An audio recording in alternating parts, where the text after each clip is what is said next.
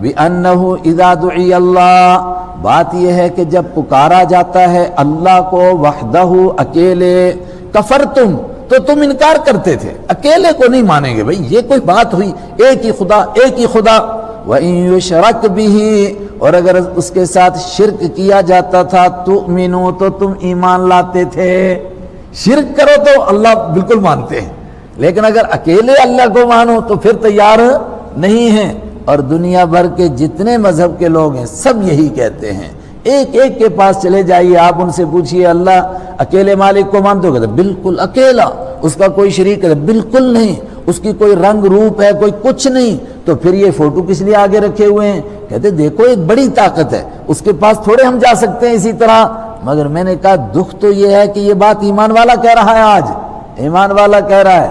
ایک آدمی نے دوسرے سے کہا ایک مسجد میں ہمارے ہیں جموں میں کہ آپ کہاں گئے تھے؟ کہتے ہیں نماز پڑھنے کے لیے۔ کہتا ہے اس سے بہتر تھا آپ تھوڑی دیر گھنٹی مار لیتے۔ وہ حیران ہو گیا، ریٹائر چیف انجینئر، چھوٹے نہیں بڑے ہوتے تھے، پڑھا لکھا آدمی۔ اس نے کہا یہاں میں نے کیا خطا کی؟ کہا تم کو معلوم نہیں ان کے پیچھے نماز نہیں ہوتی ہے؟ کہا کیوں نہیں ہوتی ہے؟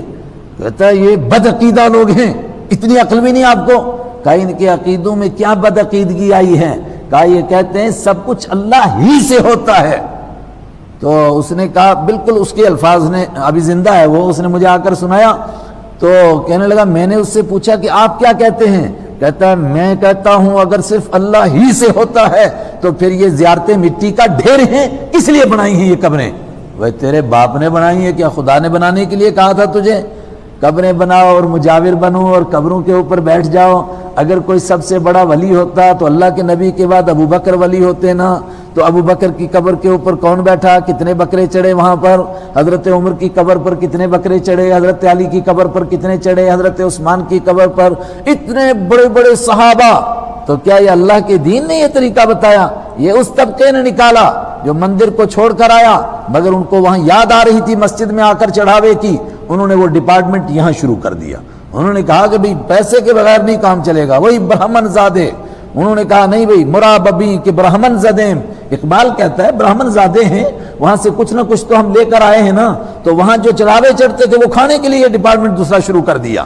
اب بالکل یہ الفاظ میں نے نقل کیے ایک مولوی صاحب کے، ابھی جس نے مجھ کو سنایا وہ بھی زندہ ہے، وہ کتاب لینے گیا تھا ان کے پاس تو وہ ٹال رہا تھا اس کو، تو اس نے کہا اچھا آپ نماز پڑھنے جا رہے ہو واپس مجھے آنا۔ کہتا ہے میں واپس گیا، اس نے کہا کہ یہ مفتی عنایت اللہ، اس کے پیچھے نماز پڑھنے سے تو اچھا تھا آپ کو گھنٹی مارنی تھی۔ تو اور یہ وہ طبقہ ہے آج حرم میں نماز نہیں پڑھتا ہے۔